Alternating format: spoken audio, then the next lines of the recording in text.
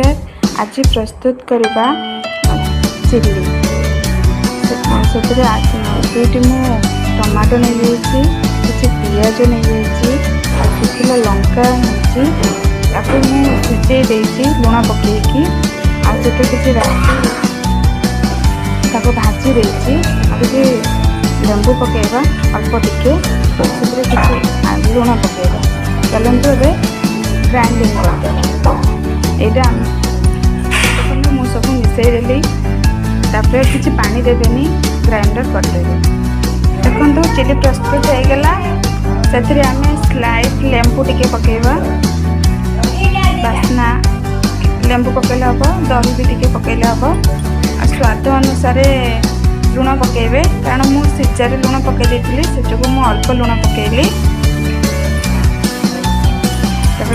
गोलई देवे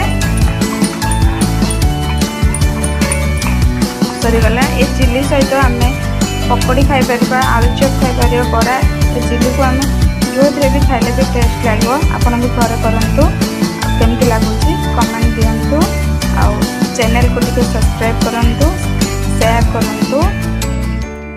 नमस्कार जय जय।